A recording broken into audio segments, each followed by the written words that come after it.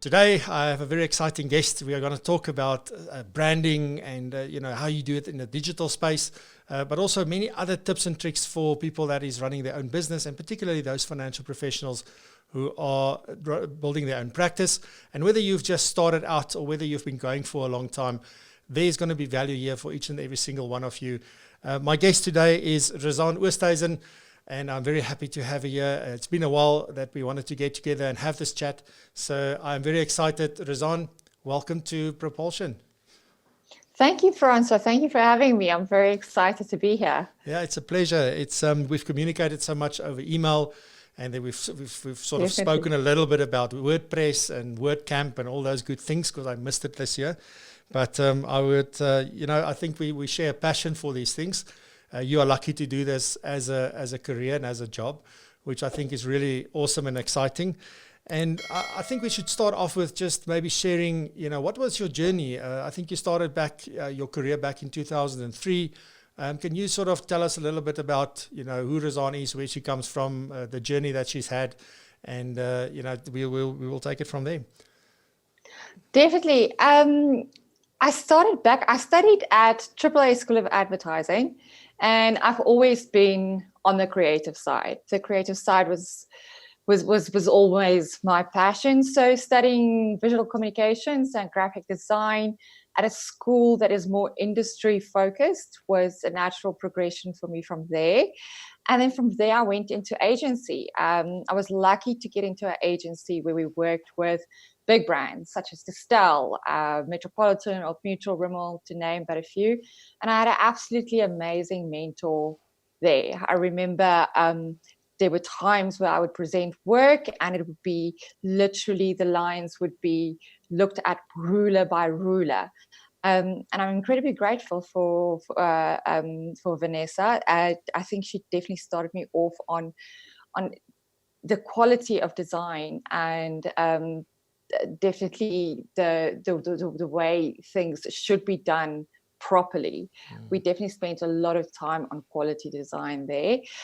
From there on, I did go on my own. Around about 2006, I started on taking some more clients. And 2008, I ended up going on my own when I got a contract with Rimmel Hair Care, owned by Collimer.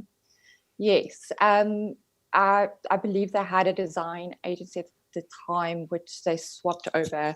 And I was fortunate. We had a lovely working relationship for a long time. And I also started a business venture from there on. We were in the career branding space, we could call it that. It went great for about 6 years. And then life happened, I guess. Unfortunately, it just does. It's just like it everything's does. going so well, and then who's this guy? Oh, it's life. Yeah, life's due for tea. Yes, definitely. It's things that you don't plan for. Your business can be going as well as you could want to. Financially, you could be doing great, but it is things you would probably never think of that would happen. And then all of a sudden you lose everything. You have 5 incredible women working for you that with children that you now need to say, I'm sorry. We can't do this anymore. That was a very, very big knock to recover from, and definitely I think a little bit time off was due.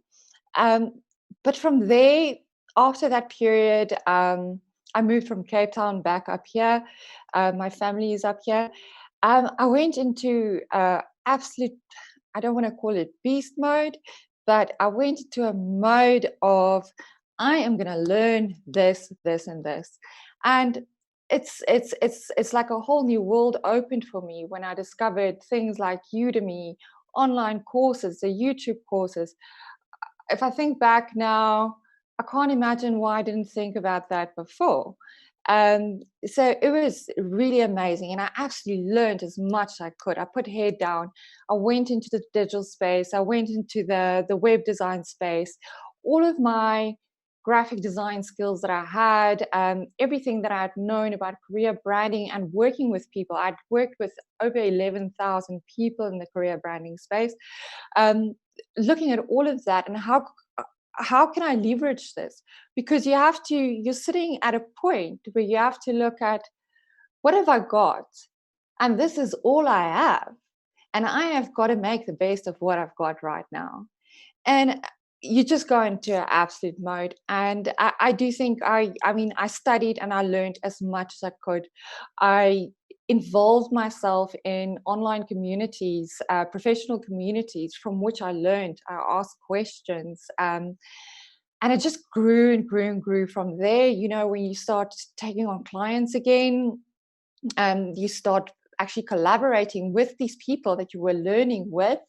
When new technologies are coming out and you're trying it out and a project comes up and you're like, well, let's try this out together. I'll do this part, you do that part. And from there, entered back into the workspace, and things grew pretty quickly once I had gone down with a learning curve, and I was starting to test out new things and seeing, this is working. Let me try it this way. Let me try it this way. And I started to get an interest in what I do and how I do it. That's an amazing story, because it started off, if I can summarize it, with a corporate, if you will, or working in a business or working for someone else, going to doing your own thing and really landing some very nice contracts from the start, building a nice business, and then one day losing everything and then having to regroup and get up again.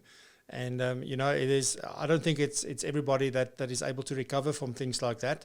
So from my side, I think well done. And that's going to stand you in good fast, in the rest of your career and the businesses that you're building. Because I think that is where you build resilience, and that is where you build character, to say, well, you know what, if I can do this, there's nothing that I can't do. In the moment, it seems like this is bad. It can't get worse, But once you get through it, it's like, wow, that was actually a great thing that happened to me.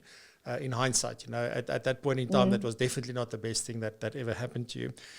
So my question is, you mentioned a little bit about, you then started using your graphic design skills. And I think this is one thing, and maybe I'll be jumping around a little bit in terms of what we're going to be talking about, but there is a big difference between somebody that builds, let's say, for instance, websites, and people that design them. They are not necessarily the same people, and there is a massive difference. I think the design is so much more important, and there's so many aspects of design, from the look and feel and everything that you want, to the copy or the words that's on the page, but also the user experience when you actually are on that web page and you go through it and you use it, what that experience is like. So do you think that, and we'll get to whether you help clients with websites and all sorts of other stuff, or do you focus on specific things, or are your focus graphic design? But do you feel that, graphic design has really helped you a lot to do what you are busy with at the moment? I think a solid grounding in design and design principles is incredibly important. There's incredibly successful web designers that start from web designers as well. So I don't think there's a for or against argument. I think for me personally, I am incredibly grateful that I have had such a solid grounding in graphic design. Apart from just the creative side, you learn a lot from design thinking, innovation. You have to look at things. People present you with something they want to say, and you have to present it visually. So you have to look at things and come up with solutions on how can I convey this message to an audience so they can understand it better. I think I sent you some items on the brain processes visual information 60,000 times faster than text, which goes to show, the quality of your visual content makes a really, really big difference. And when people take 50 milliseconds to make their first impression on the value of your brand or your content, then certainly it is good to invest in good visual.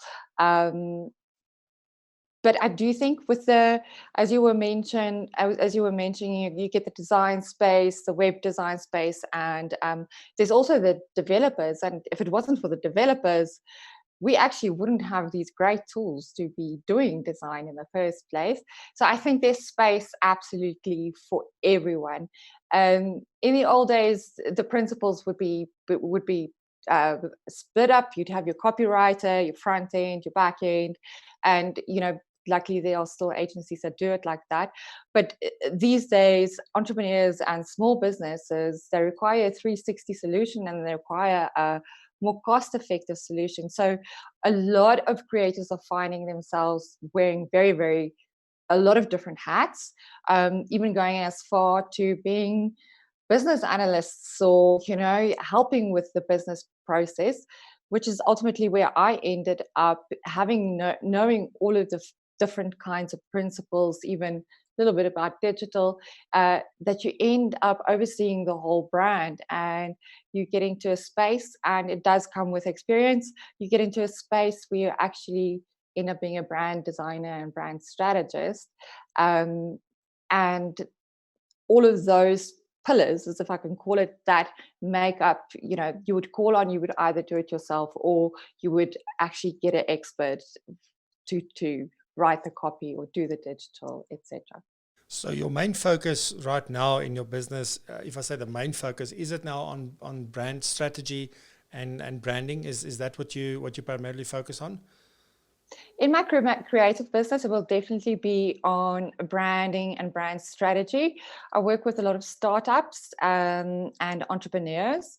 I enjoy them. They have very unique challenges. Everybody is different, from red speckled sugar beans that needs to be packaged and go into the wholesale market, to military components, braais, to name a few. There's thinking office furniture.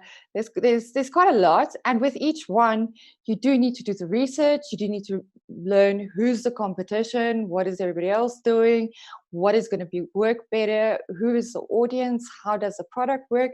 You end up learning quite a bit. You find yourself at a braai sometimes knowing too much about everything. Oh, yes, she is again, the one that knows everything. I can hear Yeah, that is terrible. Yeah. All right. So how did you end up in financial services as well? Because I know that you also do some work in the financial services space, because that's why I came across one of the solutions that you have. And that's why I got interested to talk to you, because I think there's a lot of value that we can bring. And one of my philosophies is that, you know what, if you can get someone from outside the industry, once you're in the pool for too long, you don't feel that it's cold anymore. It just gets like that's the temperature. But when you get in the pool the first time, it's like, the water is warm or the water is very cold, and you can immediately tell the difference. But you stay there long enough, and then you lose that. And I feel it's the same in financial services. You come in from the outside, and you can see things, I think, clearer and easier. And often we feel like we're asking stupid questions or dumb questions, but those are the questions that nobody is asking anymore. So we just gotten accustomed to doing the way that we do things.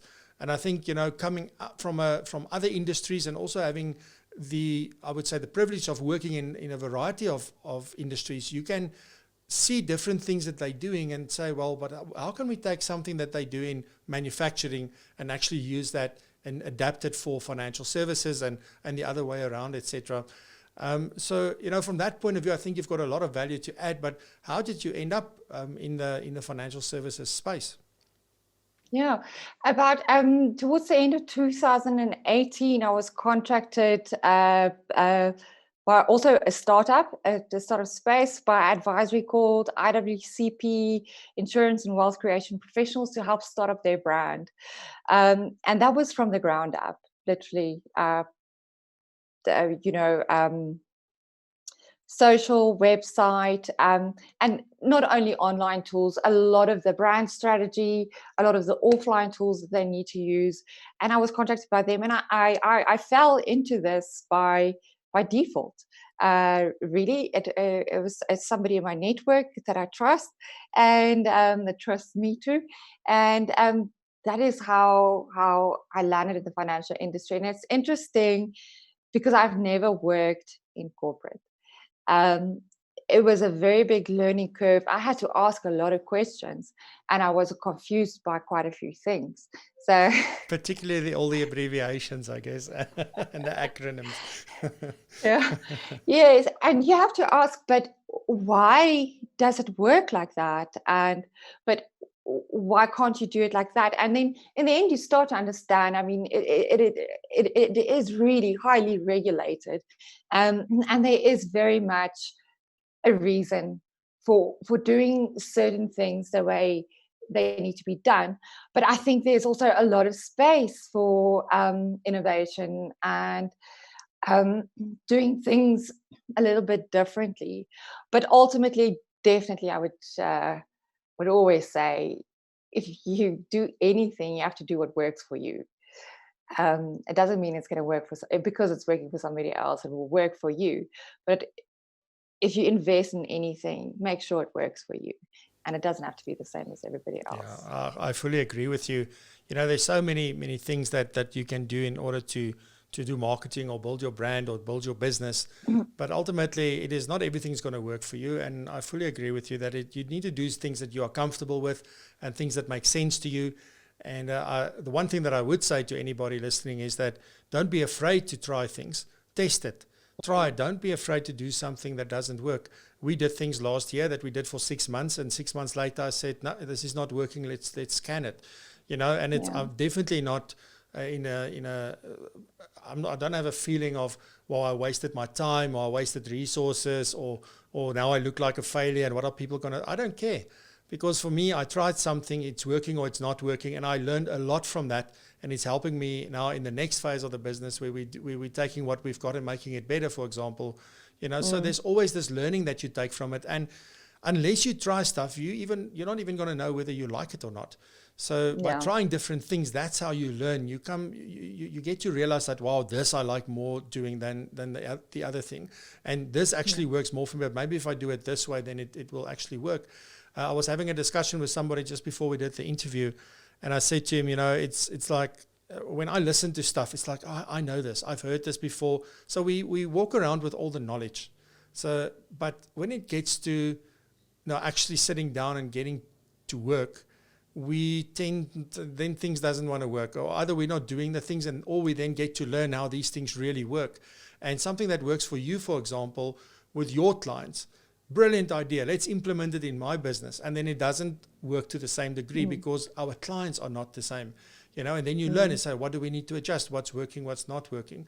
So, sorry, I'm rambling on a bit, but it's definitely a case of, you know, what works for you. It's such an important point that you made there.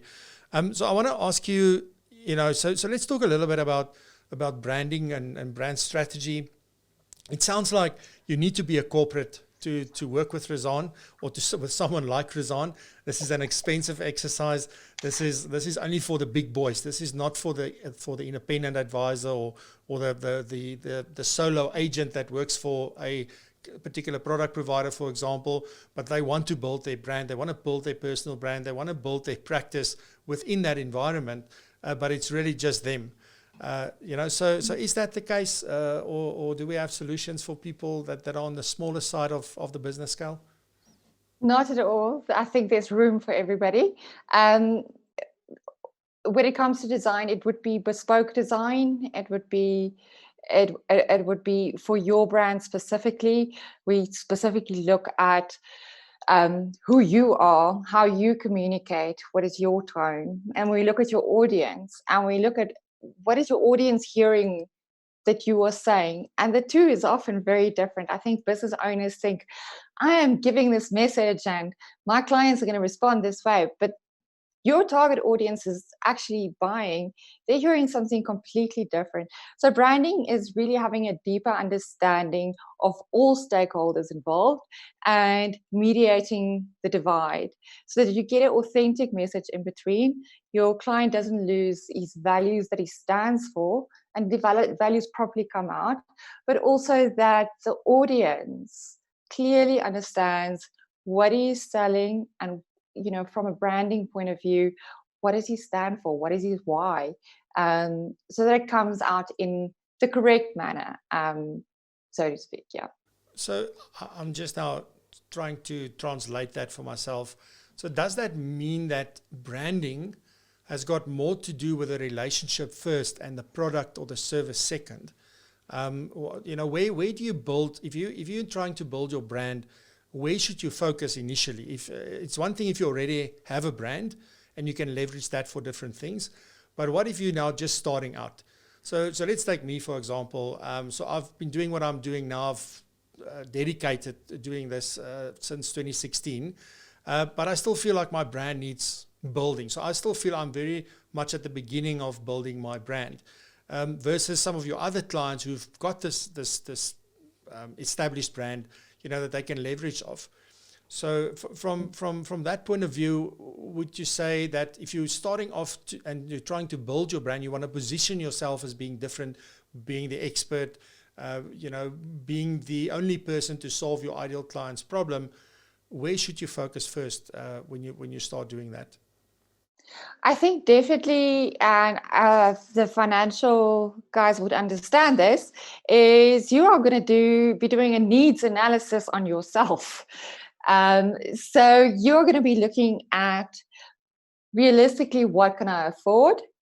And realistically, monetary wise, and realistically, what can I sustain time wise? Remember, you're running a business. And just coming back to the first question, we do work with personal brands. We're very passionate about personal brands as well. They're welcome to come to us. So the first thing that you would be doing is doing the needs analysis. What can I do now? What do I have? And you would be looking at your brand. What do I stand for? And then you will be looking at your marketing activities. Which marketing activities can I sustain? Just to explain, I know you had asked me, what is the difference between a brand and marketing? So, which was going to be my next question now as we were going, is like, okay, but let's just explain what is the difference between branding and marketing, because people use it interchangeably, and I believe that there's a big difference. There is an overlap, and the overlap comes in because your creative needs to be tight and it needs to be solid, which we often refer to as a brand, but we use the brand in the marketing. So I can understand that happens, but your branding would be, and mostly your branding would come first. Your branding would be who you are, and marketing would be how you build awareness. Your branding would be your strategy and your values and what you stand for. And your marketing will be your tactical goals and the tools that you utilize to deliver the message of your brand. Yeah, and then now the next thought in my mind is, where does authenticity come into this whole branding thing? Because you can create a persona for yourself, be it for online, for marketing, or your business persona, could you have a very different brand from what you are in reality as a person when you're home, etc.? Or should there be a direct link between the two? Should your business brand reflect who you are as a person when nobody's watching? Now, is there any philosophy around that, or is there a right and a wrong? Is there any proof that one works better than the other? I don't know. So that's just something that I'm wondering about as we're having this discussion. I definitely think, and this is more of a philosophical question, I definitely think when it comes to authenticity, let's start it this way. Some people are comfortable just working with a logo, and some people are comfortable with putting their face in front of the brand. It's two very different things. Some people are very comfortable with being active and being visible online. A lot of people work just as hard. There's no for and against argument, but it's offline, and it's just what they feel comfortable with. Now, the authenticity comes in is when you push somebody to be active on a certain channel, or work a certain way, or adapt a certain strategy, which doesn't align with who he is and how he acts and how he behaves and how he talks. Now, what the message that comes out, all of a sudden, your audience is going to hear, this does not make sense. he doesn't even sound passionate, or he or she, about what she's saying. So authenticity really does come in when you're comfortable with the way you're doing things and the channel that you are on. And this is one thing that I find very, very much with startups. They would go, we need to be on this channel, this channel, this channel, this channel, this channel, this channel, this channel. And my philosophy around that is that you do not need to be active on every single channel. First of all, it's business wise, it doesn't make business sense to be on there, that unless you have a huge budget. And obviously time wise, hopefully you have somebody that does that, because you need to be focusing on your business. So definitely I would say pick the channels that represent you best, that has access to your audience base, learn how to use them and use those, and then start adding on as you go along, as you go. Another point on authenticity I think that's important is that it is lovely, and I see it with personal brands a lot, it is lovely to talk about the hustle and the, we all listen to motivational stuff and we all love seeing those things. It is lovely to see that. But also we have to be realistic. It's not sunshine and roses. It is not glossy. On the other side of doing business, there's sweat, there's tears. You're often having to deal with your failures alone. You're celebrating your successes alone. I think for financial advisors as well, I mean, when they're working in their own practice and it is a lonely space, it is important for them that they do have a network around them. It's important for them that they learn. And it's important that they draw from their networks, that they're not alone. They're not celebrating their failure or their successes alone, and they're not having to deal with their failures alone. And I'm a big believer in collaboration and the power of collaboration. I believe there's room for absolutely everybody. We all can learn and grow from each other. Ultimately, when we all stand together and do that, that is when innovation happens. That is where one person talks to another person and they're both discussing problems, and out of that, solutions come, and out of the solutions, innovation follows. And as an industry, not only financial industry, all industries, that is how you move forward, and that is how we make things better.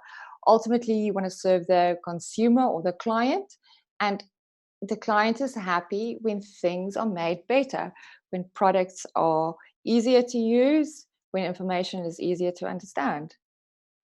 Yeah, okay. And that leads me now on to, because I want to talk about, and I fully agree with you with the things that you're saying. And I think one important thing is that when one does want to collaborate with someone, is that you need to share the same values and I think to a large degree the same vision for what you're trying to achieve, because otherwise there's no reason to collaborate. That is, the chances of that going south is very good.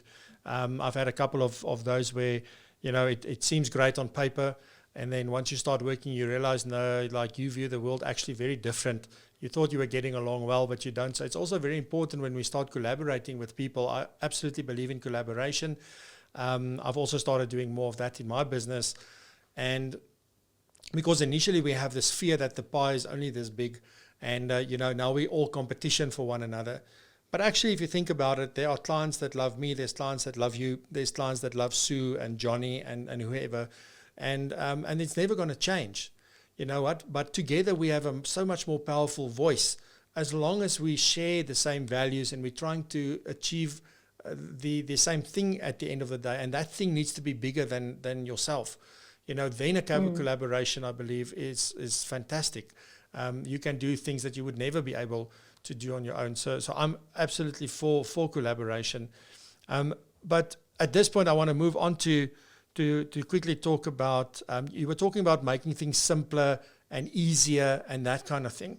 Is there at the moment, do you think, I'm just going to focus a little bit on the financial planning or financial professionals space, and do you think that there's possibly, I want to make a statement, and then you can say yay or nay, or there's no right or wrong answer here, but I'm curious to know, is there maybe a disconnect at the moment between what clients want and what advisors think their clients want?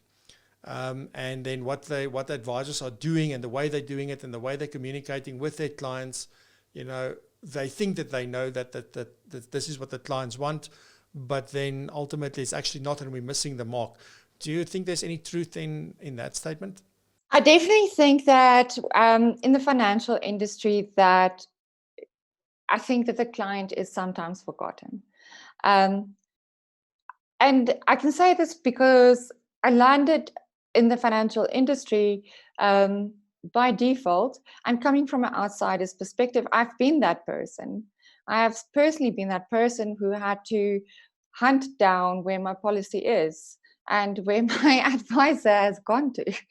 I definitely empathize with the client, and this is not across the board with everybody. We know that, and this is definitely something the industry is working on very, very hard. And I think they're doing a great job to change this around. In fact, I think they've made leaps and strides. But I do think that you get certain financial advisors, and they do really well because their client is at the core of their business. They invest not only back into their careers, learning, upskilling, they also invest back into their client experience. And those clients, you would know, maybe gets a chocolate, things like that. Those clients really, they do feel valued. They always know where they're at. They always know who they can contact. And there's no problem. And I think working with financial advisors and working with a few now, and speaking to many over the last year, you can really see the difference between some that really connect with their clients and some that's just running a practice. I don't want to offend anybody here, but there is a difference. And I can say that from my point of view, because I work with the testimonials. And when you look at the testimonials that clients give the advisors, it really hits home, and you can really see what they've done and how they do it. And these are advisors that are online, and these are advisors that are offline. And I read these things, and I'm thinking, wow, you've really made a difference in this person's life. And ultimately, that client has become an advocate for you. He's referring everybody else to you. So do you think that, I think one of the things is that we make it difficult sometimes for clients to get in contact with us as financial planners or financial advisors, financial professionals or business owners in itself, and when you do move, it's like people don't keep track of where you're going. Sometimes you get advisors that every time they upgrade, they get a new cell phone number. I know that's not applicable to everybody, but it may be things like that. They move from one product provider to another product provider when they're tied to a specific insurer, and how do you keep track of where they're going, and just things like that. So you've come up with a product called ProfileMe, right? It's called ProfileMe. Right.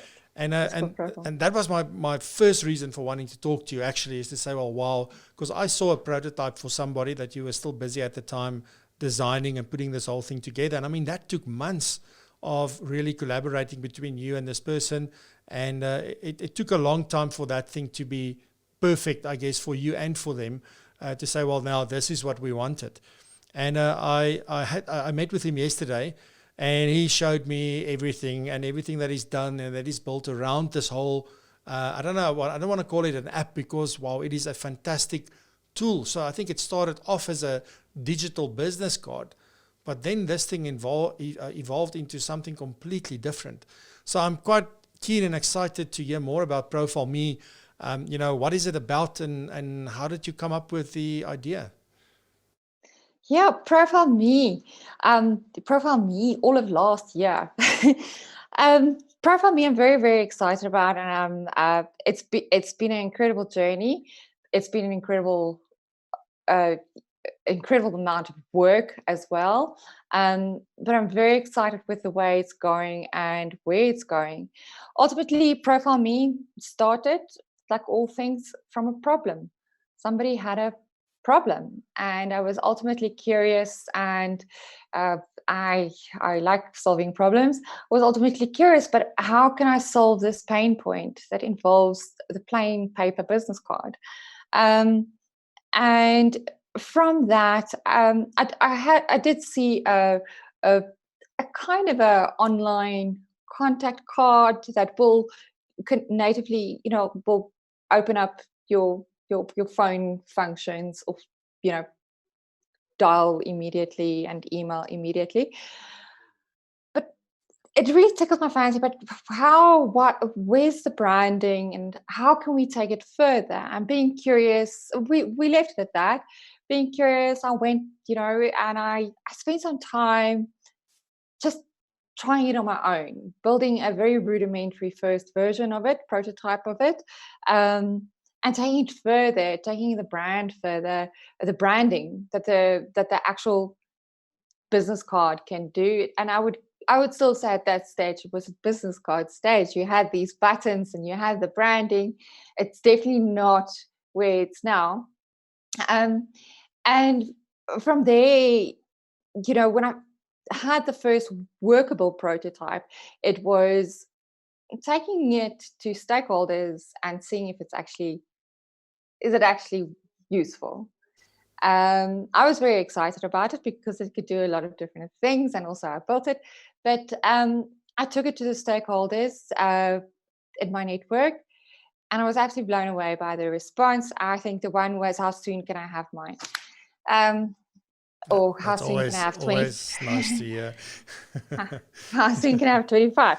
Yeah. So that kind of happened, and from there the real work started to get to the place and the working model that we have at the moment.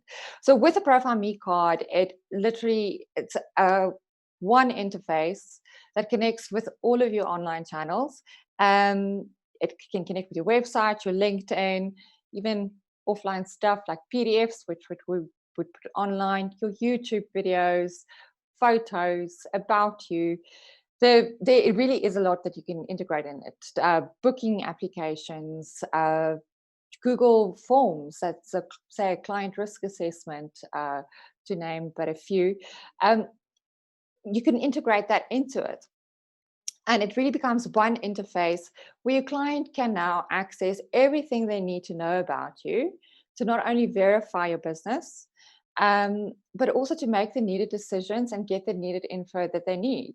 Um, some of the items are on your website, some of the items are on your LinkedIn. There are different channels. Some of your are offline Google Forms, for instance, that they want or need to fill in. And they can all do that from the space of one interface that is easy to use and is incredibly, incredibly shareable. So it really, really helps, I think, with not only the verification process, but finding a faster way to come to the end result and making your life for your client easy. Not expecting them to go and jump from one platform to that platform to get things done or get information. You just making it easier for them to access you and access what you do.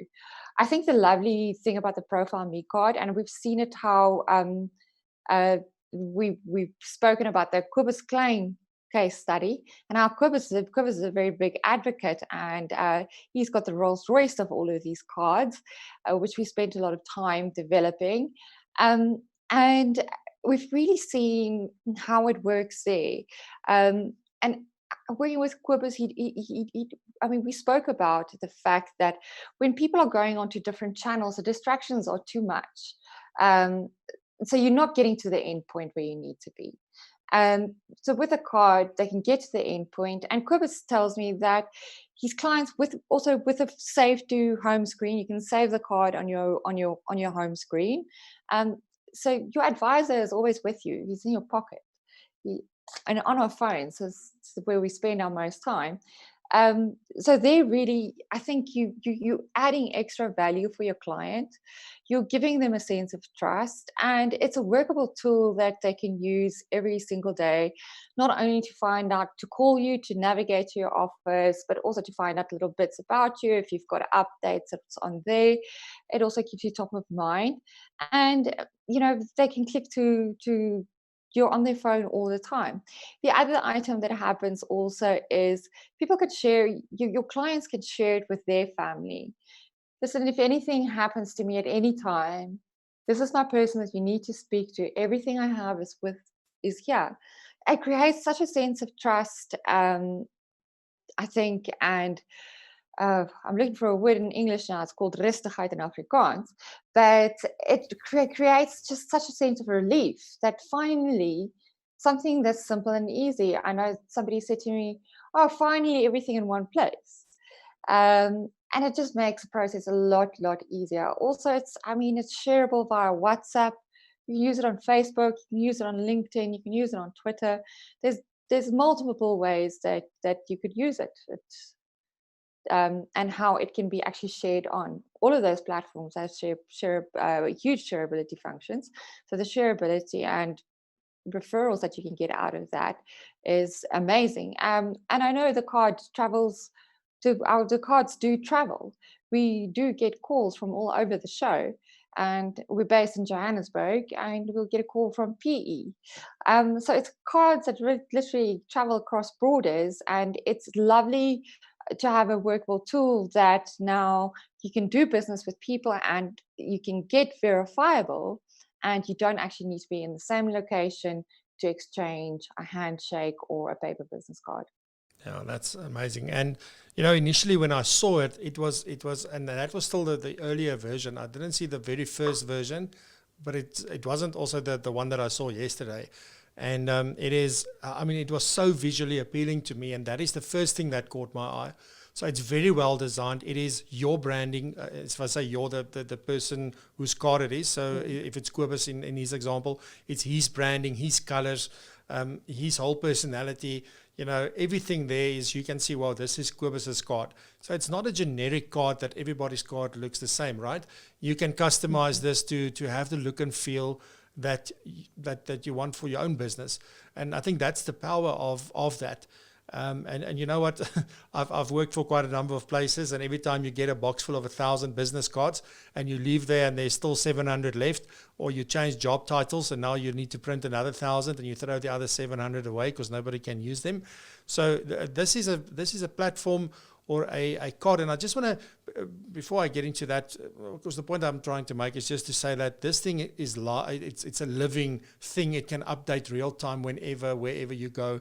And when you do that, it's immediately updated on whoever's got your card. They've got the latest information. So if tomorrow I take a video off and I put a new video on, or I take a PDF off and put it, everybody's got it. It's there.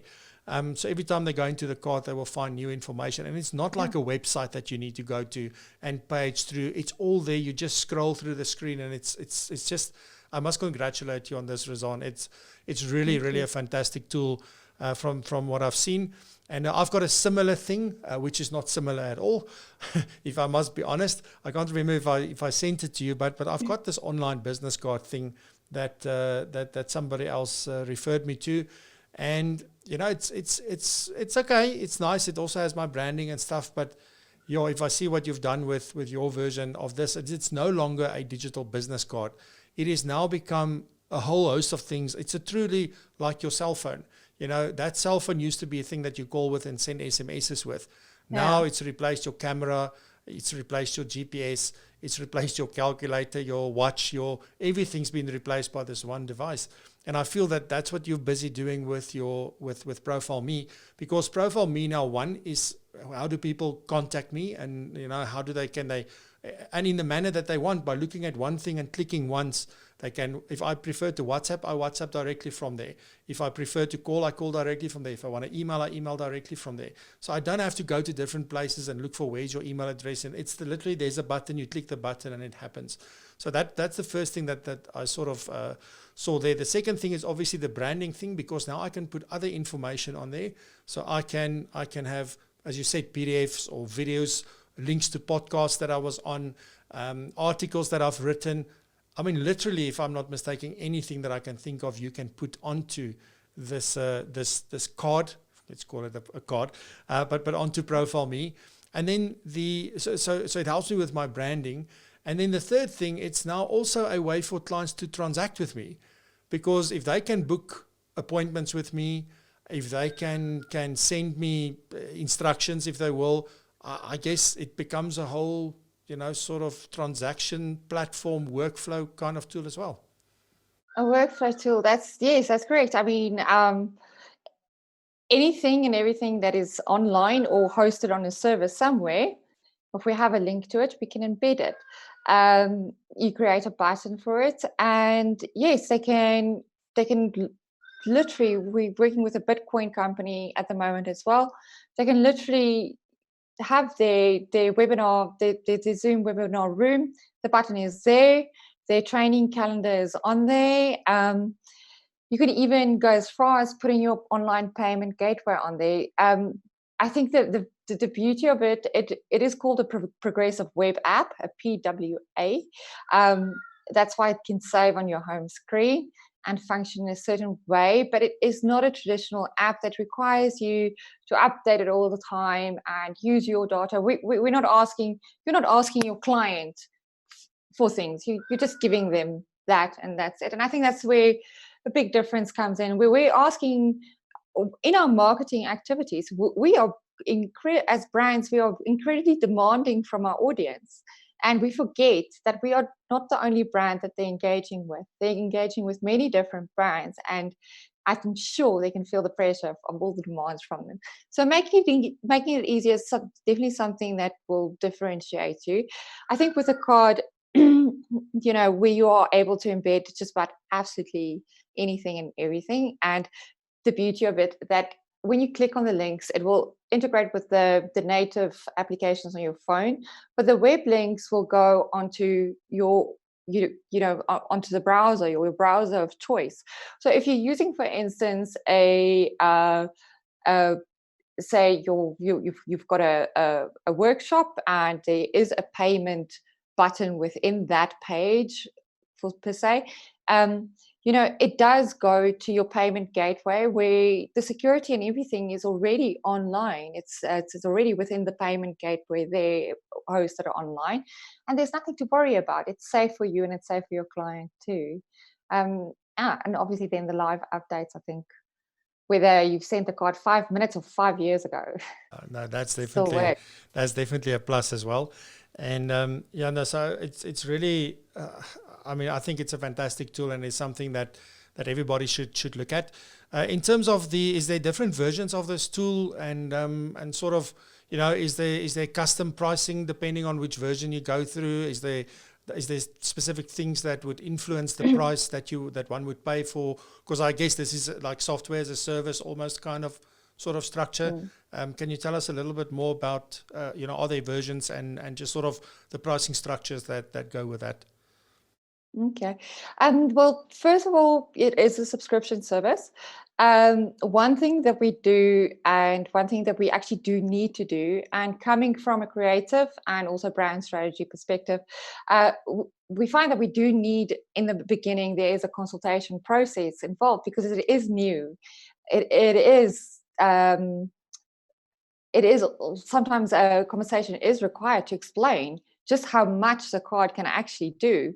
So you do ask, what are your pain points? What are you struggling with communicating with your clients? And what things are you finding you need to go back to the office to email this?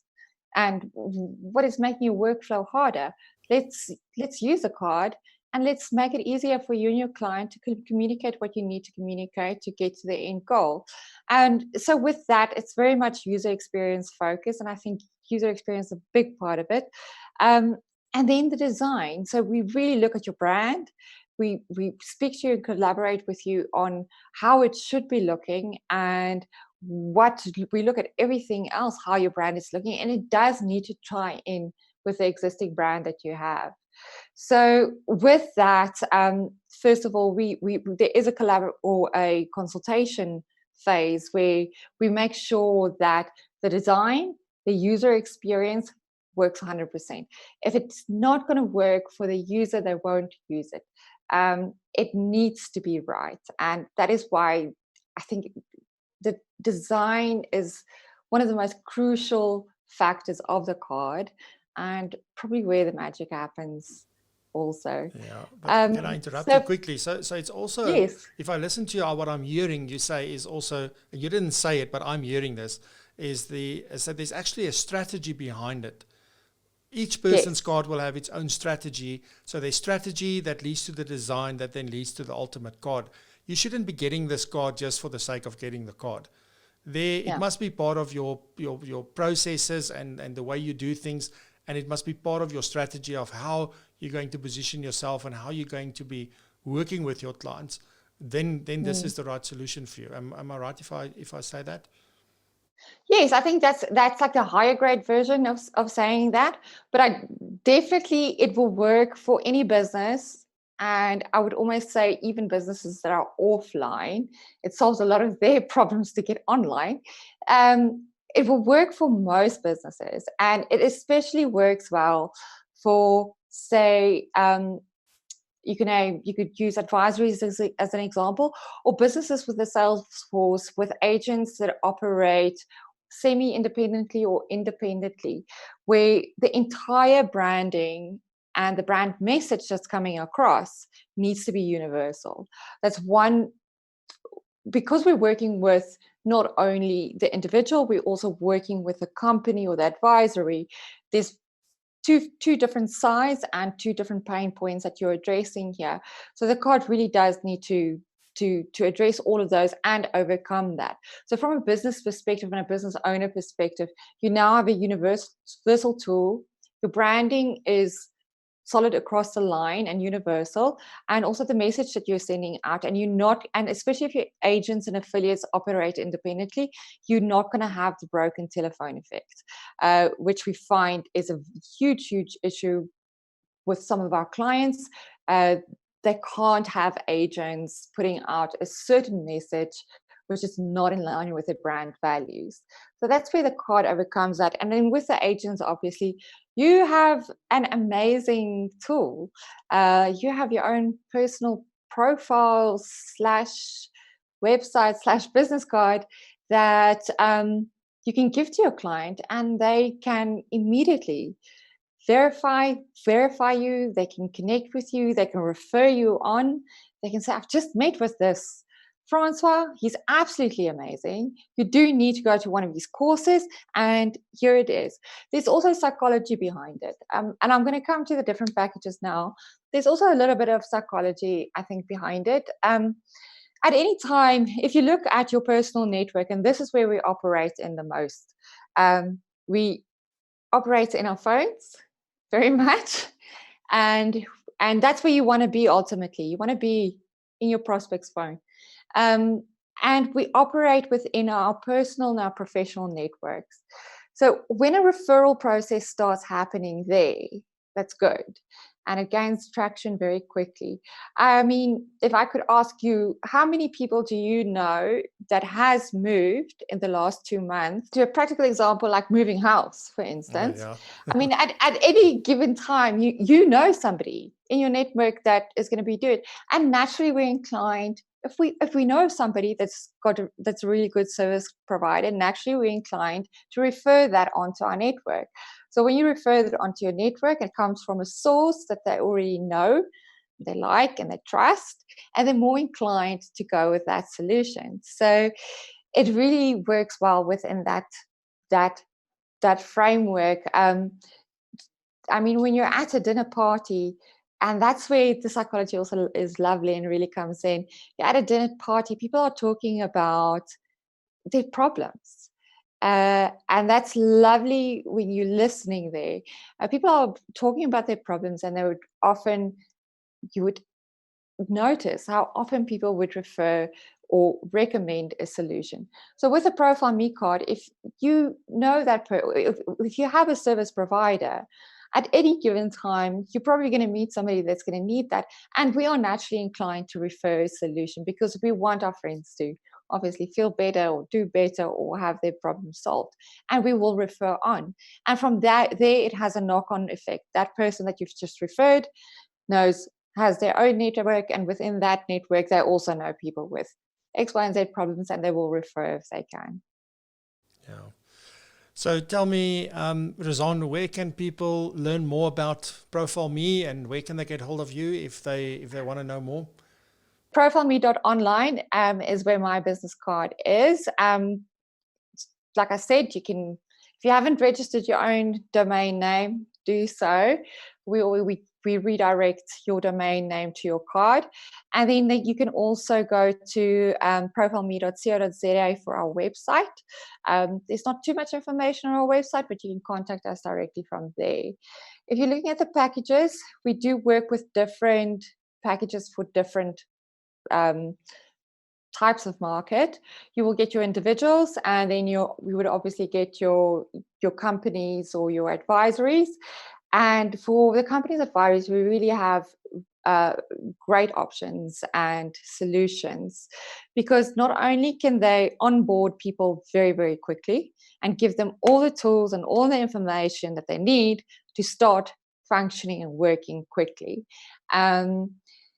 They can also have different types of cards where you get a customized card where, say, let's talk within the financial industry, where advisory will have a custom card. The person can put in their own photos, their own about section.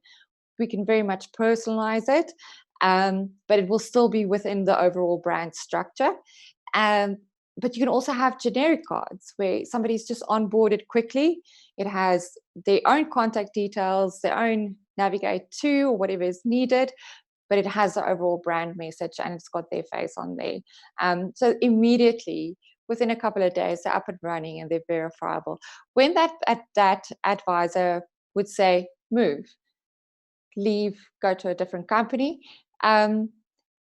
the advisory would have bought a subscription for the year. They simply slot in a new person in that card. They don't pay for a new subscription. So they have a seat on a bus. Whoever is sitting in that seat gets a ride on the bus. As long as you have enough seats for the bums, it's cool. Yes, that's correct. That's an awesome offering to have it that way. And do people pay via debit order, or do they pay monthly? Do they pay annually in advance? What are the options? At the moment, it's annually and it is in advance. When we're onboarding larger volumes, we offer payment plans, and there's a specific payment structure involved in that, which is spread out. And it's something that we discuss directly with the advisory or the company. We will be later this year, we will be launching the online store. I'm very excited about that, and that will be global. It is especially for some of the cryptocurrency people that needs to have their affiliates overseas sign up and onboard onto the card. So then from there on, there will be online payment options, and we will be looking at introducing things like Mobi Credit. We actually have an option of getting it immediately but paying it off over time. The monthly debit order is, for us, we realize the value of it. I can see why it would be important. Business-wise, right now, it is not something that we will be going right with now. But we are aware of it, and it's something that we will look at a later stage. Awesome. Great stuff. Rizanne, anything else that you think that we should have mentioned that maybe I have not asked you? Something that you think in terms of ProfileMe or branding or anything like that, that people should maybe take note of on a closing note there? Definitely. I think people need to realize that we are connected and we are mobile.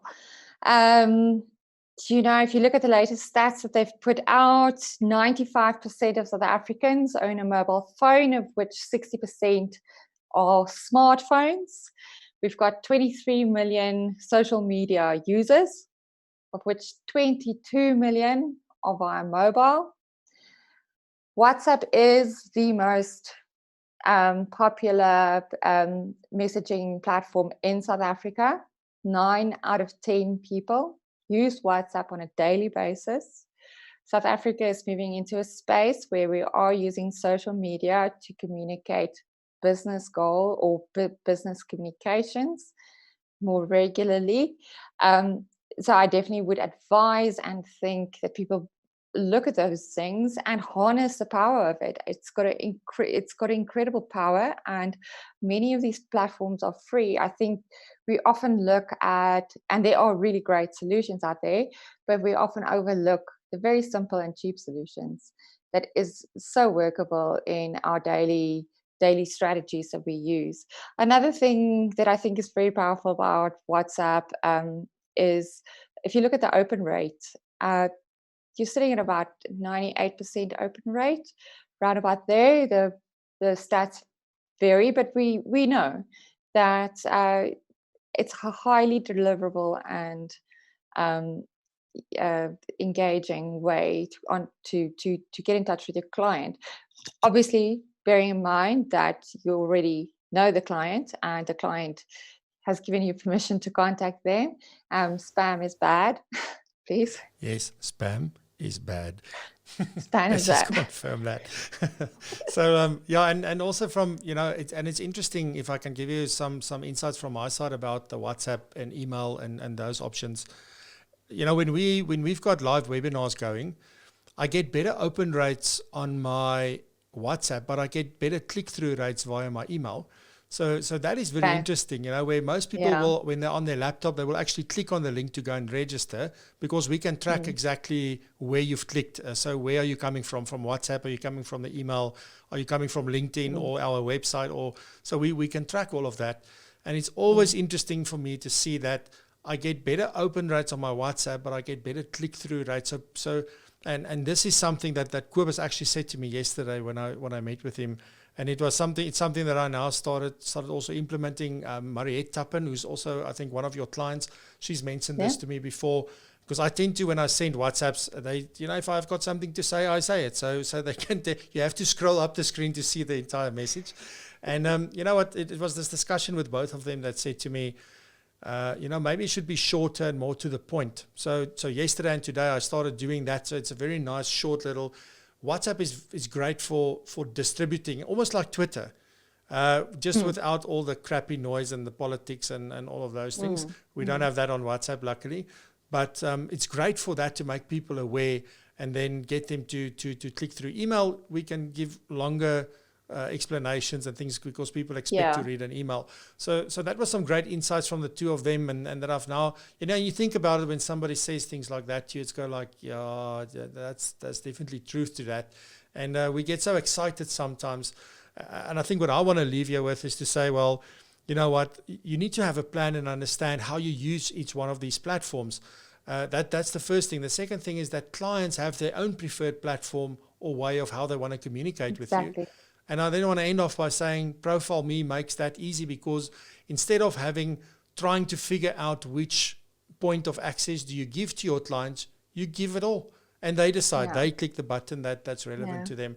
And I think that is, I'm getting goosebumps here. So it's really a fantastic thing that you've put together. And I want to congratulate you on this, Rizanne. And I'm really excited to see where you go with this tool going forward, because I think there's still a lot of things that's going to come up, problems that will arise. We think, but we can solve this by using this app that we've already built. We can just expand and do this.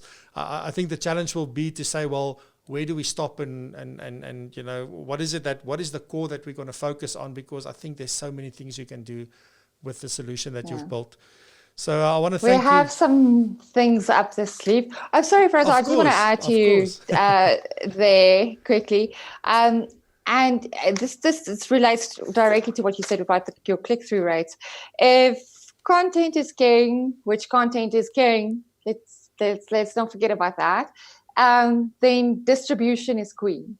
So, I mean, really, if you can sort of figure out what is best for your business and figure out your best distribution channels, I mean, use them all and harness the power that they have. Distribution is really, that is how you're going to get your message to where it needs to be. Otherwise, you're not going to hear it. Definitely. No, absolutely. Rizanne, I want to thank you for your time. It has been awesome. I wish I can speak for another hour with you. And, there's a couple of guests who I've said that we need to have a follow-up interview, and maybe you're one of them. There's a whole host of questions that I didn't even get to. And I think we can have in the next one a very focused discussion just around some of the questions that I also wanted to ask you. I think for this episode, the most important thing for me was to make people aware of what it is that you offer, that there's a fantastic tool that can help them do branding, help them to make it easy for their clients to be in contact with them all the time. And then also now do certain transactions like book an appointment and have some interactivity via and I'm going to call it an app, but via ProfileMe. So it's really awesome. And I want to wish you all the best. And I look forward to talking to you more. And, who knows what the future holds. So thank you very much for your time. And I look forward to running into you somewhere soon. Great. Thank you, Fraser. It's been great being here and talking to you. And thank you for having me. Yeah, it's a big pleasure.